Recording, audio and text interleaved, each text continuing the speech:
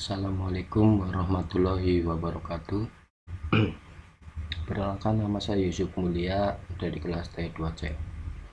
Pada materi kali ini saya akan membawakan materi tentang elektropneumatik. Pengertian untuk elektropneumatik yaitu pengontrolan sistem pneumatik dengan menggunakan tenaga listrik atau elektro. Urutan proses dari elektropneumatik ini.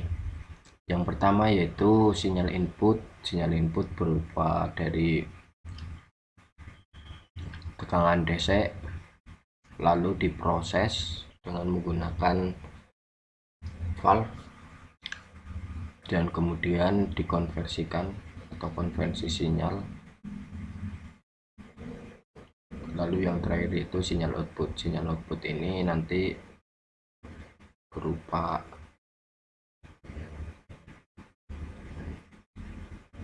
solenoid yang nantinya akan bekerja untuk mengerjakan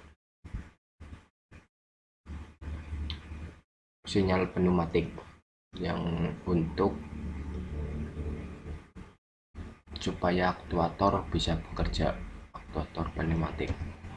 Lalu yang berikutnya itu elemen sistem. Elemen sistem ini ada aktuator berupa silinder, rotary aktuator, lalu lampu, lalu ada elemen kendali akhir berupa directional control valve, lalu ada elemen proses berupa relay, timer delay, kutub solenoid, lalu elemen input berupa push button, limit switch, dan sensor. Lalu yang berikutnya terakhir yaitu elemen sumber, bisa berupa kompresor, perangkat air service unit, dan yang kita gunakan untuk elektropneumatik yaitu sumber DC. Berikutnya yaitu skematik rangkaian untuk pneumatik. Seperti yang telah kita pelajari, untuk rangkaian skematik pneumatik yaitu terdiri dari sumber berupa kompresor, lalu ada valve untuk elemen proses, lalu ada seperti di sini ada elemen kendali akhir bisa berupa one way, lalu yang terakhir yaitu ada aktuator. Berikutnya itu skematik rangkaian untuk elektrik.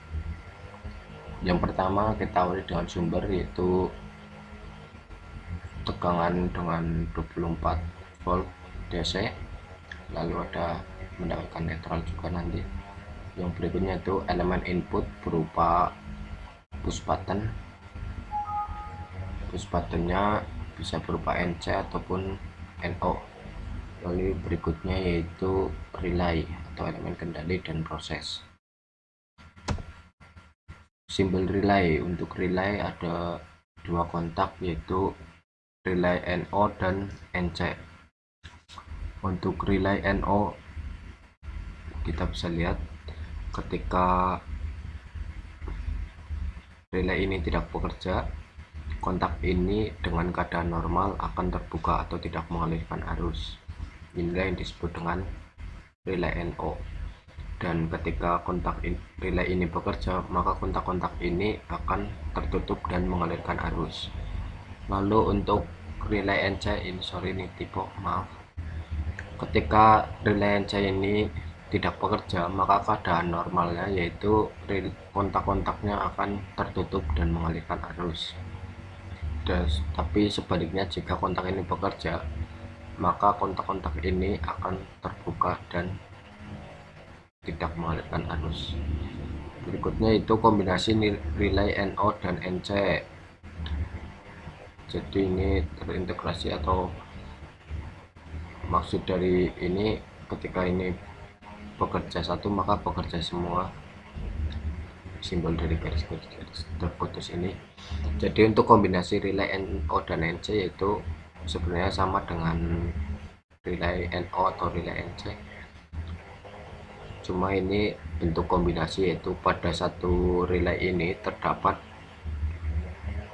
kontak yang berbeda, yaitu terdapat kontak NO maupun NC.